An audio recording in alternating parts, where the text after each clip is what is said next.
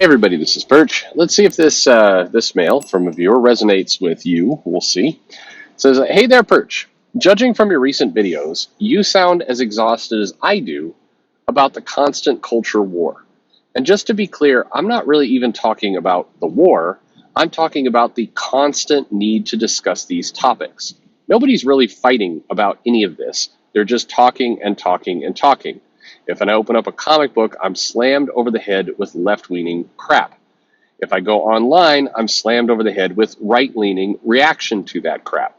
At some point, I just have to ask myself, when did it get this way, and can't I just read some comics that don't have any of this? Unfortunately, all the comics seem to keep going and going. How in the world did we start to care about Amber Heard or Johnny Depp? I hate both of those motherfuckers." Sorry. I'm sorry. Okay, I hate both these. Sorry. By the way, language for children. Yeah, I hate both of these. Okay. Johnny Depp has played one role for the last 10 years. I'm supposed to care what happens to him? I guess that's better than Amber Heard, who can't play a single role that I have any interest in. But suddenly, we're expected to pick sides between these two fairly miserable people. Count me out. Comics were meant to be escape and a refuge from this kind of stuff, right? Okay, and then that's the mail. There you go. Well, the good news is there are comics that certainly keep out of that. And if you don't go online, meaning you don't go on Twitter, you don't follow the creators, you don't listen to what they feel in their personal life, you just read the comics, it opens up not a ton, but at least a decent amount of comics that you can read that don't really have any of that. It is a myth that every single comic is filled up with some kind of political something or other. Many are not. But if you augment, basically it's how you view it. If you believe that the comic is also what the creators say online is part of the comic, then that narrows your window quite a bit, because a lot of the creators do come online. The comic industry, it's no shock to anyone, has been relatively left-leaning, to put it mildly, for quite a long time. And so, you're basically going to get that kind of interaction. You're going to get that kind of material in your comic. From the creators of your comic. And so if you read that stuff, if you watch it and you hear it, and then you go on, say, YouTube, and then you hear more people telling you or talking to you about what those creators are saying, I mean, the reality, put it this way. Remember, we're going to go to the Wayback Machine. Remember, Jay Lee did a variant cover for Tom King's Rorschach #1. I think it was #1. And Tom King got really pissed because Jay Lee also did a cover for, I think, Cyberfrog, or maybe it was a Dynamite book, or both. But anyway, so Tom King's like, I didn't pick this artist, and then I think Mitch Gerard's jumped into that at some point. I don't recall what his deal was. But anyway, Tom King got really angry, and he accused Jay Lee of being comic skate, and there was some racism words thrown around, and then Tom King said, we settled it, we took care of things. And then Jay Lee came in and said, we didn't take care of anything, you asshole. And then everybody got quiet. Like, I mean, meaning we didn't hear more from Tom King. We don't know quite how that conclusion of that story worked out. But if you weren't listening to YouTube, my channel, other channels, if you weren't listening to it and you weren't on Twitter, would you have known that entire drama existed? Probably not. The Jay Lee cover did come out. The variant cover came out. And it was sold, and it's fine, I guess. We would have been left with only the actual comic itself. And here's the crazy part: we're what now? 2 years removed from Rorschach, or a year and a half? When did it begin? The problem is, does anybody remember that comic?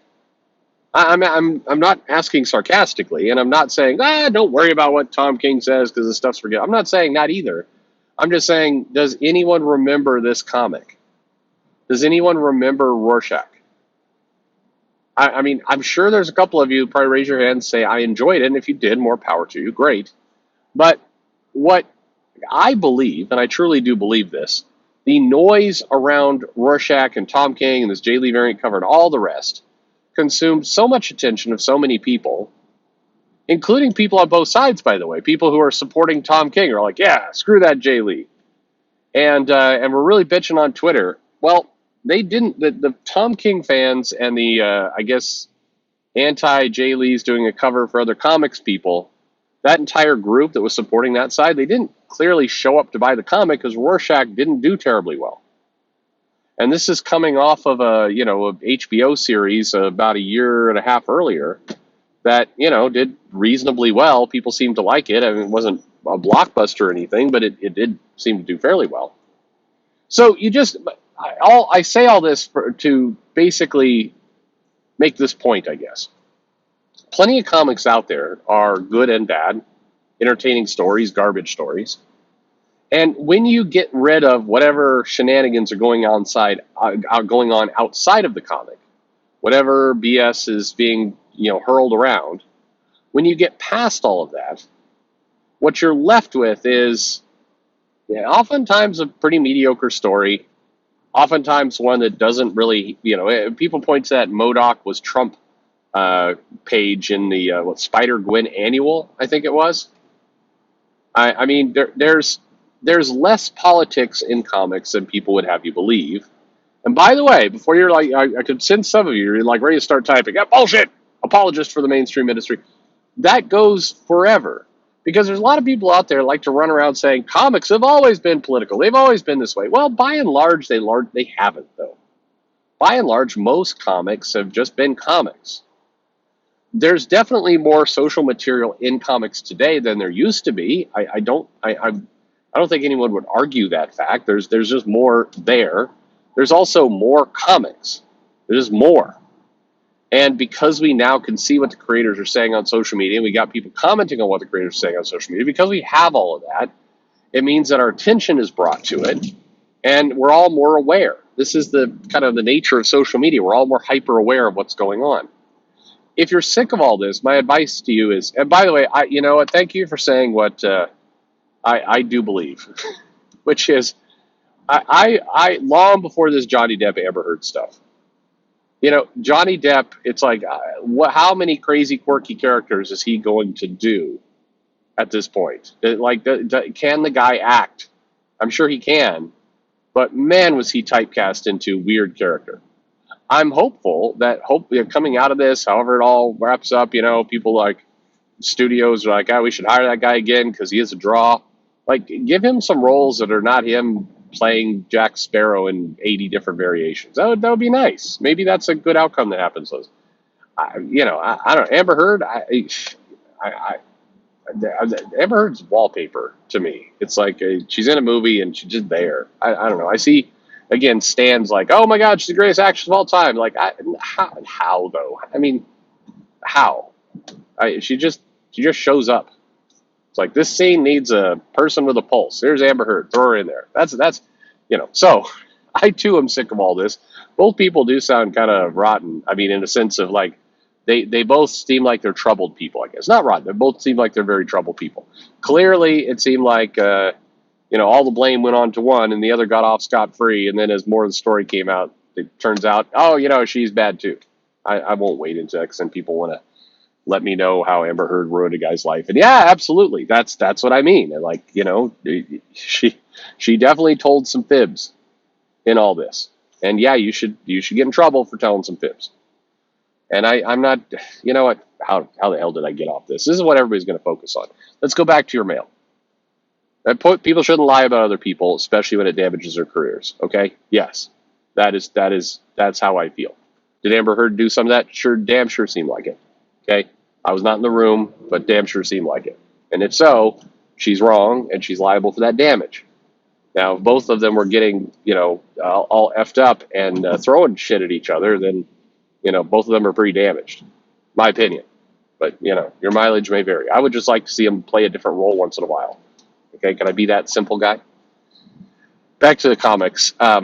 It's aggravating, but here's the tough truth. And this is the thing that, again, maybe you, the writer of this mail, and maybe people listening will get all pissed off about. But I implore you to take some control back in your life, not just with, what you buy, but also, what you consume. And what I mean by consume is, social media. If you feel very aggravated, and from reading the mail, you sound super annoyed, if you're very aggravated by constant being hammered over the head with the various trials and tribulations of right wing, left wing, who's woke and not, and pride versus whatever. If you're sick of all that, then delete your Twitter. Like, you got to get off of it, because it's even forget about the comics for a minute. If you're getting so fed up with that kind of stuff, it's like just injecting poison into your veins at some point.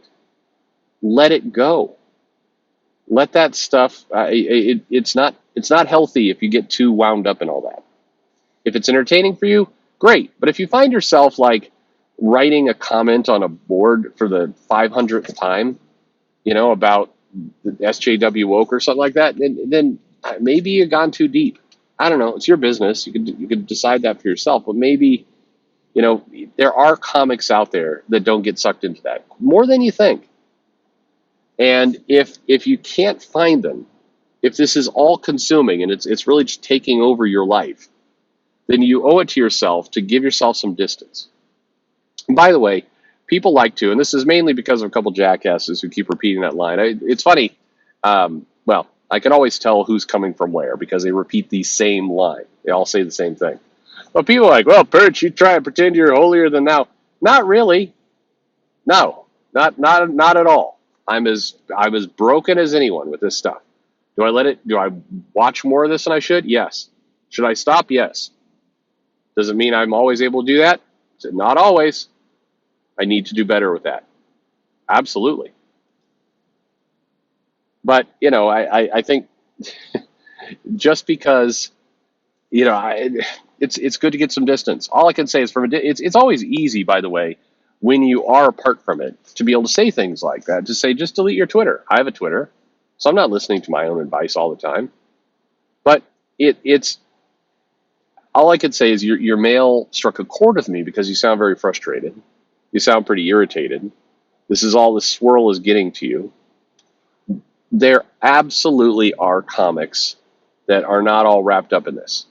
You might have to work a little bit to find them, but if you start taking out some of this annoying distraction bullshit, you will find it easier to do that, just for what it's worth. And no, none of us are above the drama. Not me, not anyone. Nobody. But just because we get sucked into it from time to time certainly doesn't mean we should say, we shouldn't point it out when it's obvious, like, hey, check out some books, check out some stuff that's, not going to make you insane. It's not a terrible idea. Anyway, I hope you find some comics you like. I think there's a lot of good. I mean, yes, there are some Marvel and DC. You know what's funny? I'll say this. I wish that X-Men, the Jerry Duggan X-Men, was just a little bit better. I don't like the book, but it's not the worst on that line by a mile. It's actually there's moments when I'm reading this where it feels like they're trying to take a stab at kind of getting back to good old X-Men story. I mean, there's some flashes where it's like it's trying to get there, it just can't quite take flight to me. I just wish it was just like, damn it, if it just could, just a little bit better. In many ways, it feels like it's bogged down by all the Krakoa stuff. Like, I wish I was reading a book where, like, some mutants led by Cyclops are like, we're not putting up with all this resurrection bullshit, and we're just going to go off and try and be heroes, and forget all that stuff. I feel like the book would get miles better just by detaching itself from some of this other baggage. That's my feeling anyway. But I don't know. It's a hell of a time. Lots of good indie books out there, tons, that are just trying to tell a good story. And for all the stuff, people get wound up with Image. Remember when we were all predicting Image was going to die as a company a year ago because of this union stuff? How'd that work out? Went nowhere. Doesn't mean that whole union thing wasn't stupid. I'm just saying it went nowhere. Anyway, Image has a lot of good little indie books out there. Yeah, it's worth at least checking it out. Good luck to you. I hope you find a book you like. Thanks for listening.